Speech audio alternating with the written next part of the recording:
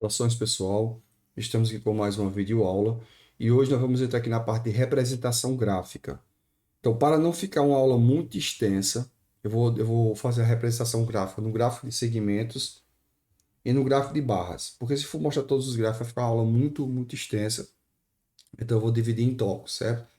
Essa vai ser a representação gráfica parte um, certo? Então, vamos aqui, ó. A representação gráfica fornece uma visão de conjunto mais rápida que a observação direta dos dados numéricos. E por isso que é muito utilizada no Enem, certo? Então, por isso, os meios de comunicação, com frequência, oferecem informações estatísticas por meio de gráficos. Consideremos uma situação em que, na votação para representante e vice-representante do primeiro ano do ensino médio, um aluno anota os votos com X ao lado do nome do candidato, enquanto seus colegas votam. Ao terminar a votação, podemos observar o resultado. Então, isso é o que nós fazemos todo ano, né? Todos os anos a gente costuma fazer isso. Só que geralmente a gente faz com um quadradinho assim, né? A gente vai formando e vai fechando, certo? E vai formando outro. E o outro candidato, dificilmente a gente faz por X. Mas, hipoteticamente, é que ele fez pelo X, certo? Então, aqui tem Adriano, Letícia, Luciana, Marinho e Magda, certo? Não precisamos contar os votos para saber quem foi eleito. Pelo X, né? Notamos que Adriano foi o que escolhido para representante e Luciana para vice. E essa é a importância do gráfico, gente, certo?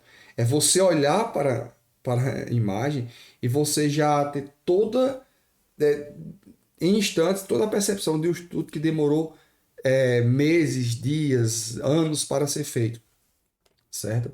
Então é importantíssima a questão, é tipo aquela máxima daquela frase, né?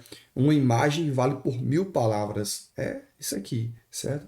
Como ele diz aqui, não precisa você contar os votos para dizer que Adriano foi o eleito, né? Então, não, aqui, com uma simples olhada, obtemos a informação de que necessitamos. Essa é uma característica importante dos gráficos estatísticos, certo? Característica importante dos gráficos estatísticos. Então, o primeiro gráfico que nós vamos ver aqui vai ser o gráfico de segmentos. Então, aqui ele diz o seguinte, ó. A tabela a seguir mostra a venda de livros em uma livraria no segundo semestre de determinado ano. Então, aqui tem os meses do segundo semestre, aí tem aqui julho, agosto, setembro, outubro, novembro, dezembro. E tem o número de livros vendidos, 350, 300, 400, 400, 450 e 500, certo? Essa situação estabelece uma correspondência que pode ser expressa por pares ordenados. Por exemplo, aqui um par ordenado aqui, ó, julho e 350, certo? Por quê? No mês de julho foram vendidos 350 livros. Aqui, agosto e 300, porque no mês de agosto foram vendidos 300 livros. Então, usando eixos cartesianos, localizamos os 6 pares ordenados e construímos um gráfico de segmentos. Os gráficos de segmentos são utilizados principalmente para mostrar a evolução das frequências dos valores de uma variável durante certo período, certo? Então aqui, por exemplo, aqui a gente vê, por exemplo, nas eleições, os candidatos, certo? A presidência. Geralmente é utilizado um gráfico de segmento. No mês tal, candidato X estava com tantos votos, no mês tal baixou, no mês seguinte aumentou. Então é muito representante essa parte aí também.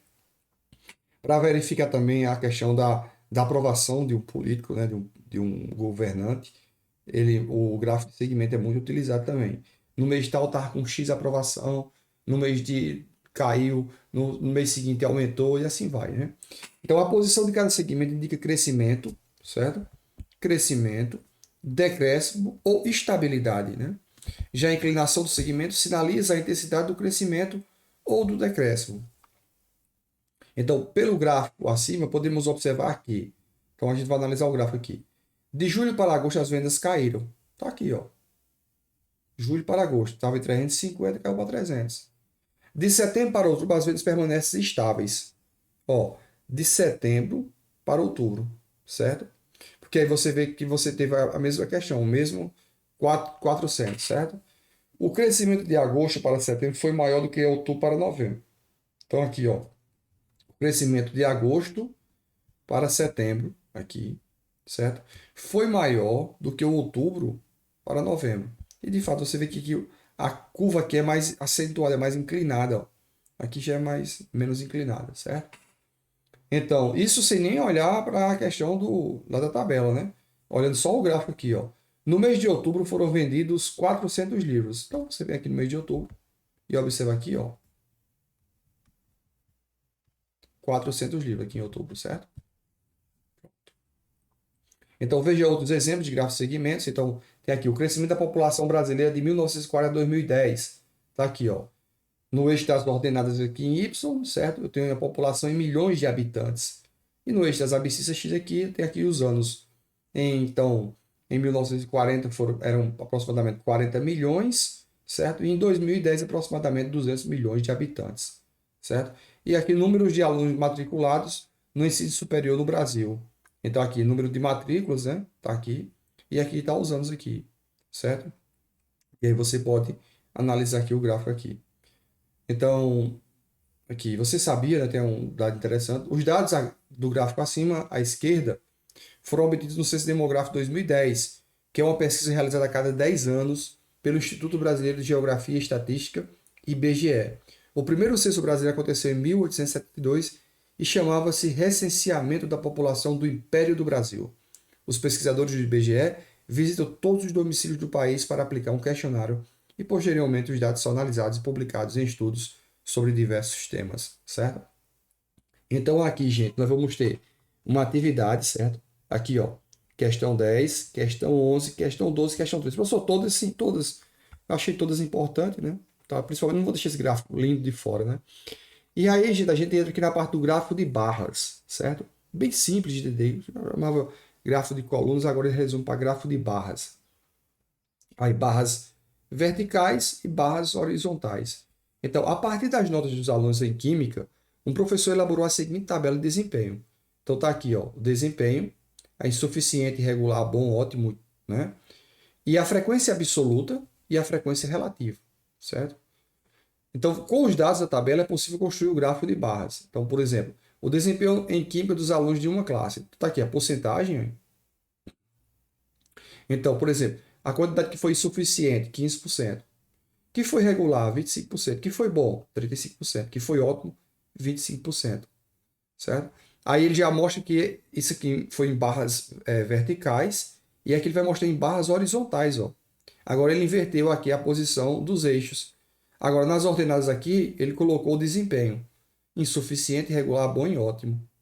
E aqui a porcentagem. Ó. Ele inverteu, certo? Pode, pode. Né? Então quem vai construir o gráfico é que decide a melhor forma que deve colocar. Então veja alguns exemplos de gráfico de barras. Certo? Livros distribuídos no Brasil pelo Programa Nacional do Livro didático de Ensino Médio. Então, em 2007, né, 2008 até 2015. Ó. Olha o saldo que deu aqui, gente. Ó. Se você observar aqui em 2007, a gente tem o que? Aproximadamente aqui em torno de 10 milhões, né? E aí a gente parte para cá, ó, para 2015. Se bem que 2012 foi o que atingiu mais aqui, foi próximo dos 90 milhões, certo? E aqui nós temos aqui a proporção das crianças e adolescentes por local de acesso à internet. Então, isso aqui foi baseado aqui em 2013. A nossa realidade hoje é bem diferente. Em 2013, eu acho que a gente tinha uma internet que, para a gente baixar um CD, um álbum de música de um artista, demorava a madrugada toda, né? E hoje você baixa em segundos, porque naquele tempo a internet catingueira era via rádio e hoje é via fibra ótica. Então, foi um salto gigantesco na parte de tecnologia, na parte de avanço de internet na cidade, né? Então, nessa parte aqui eu não vou colocar o gráfico, uma atividade do gráfico de barras, eu vou deixar unicamente a atividade aqui do gráfico de segmentos, né, para facilitar para vocês. Então, essa foi a nossa videoaula de hoje, né? Representação gráfica, parte 1. Vai estar no Classroom e vai estar no grupo do WhatsApp, beleza? E vai estar também no YouTube. Então, gente, essa foi a nossa videoaula de hoje. Qualquer dúvida, comenta aí. Fica com Deus e até o próximo.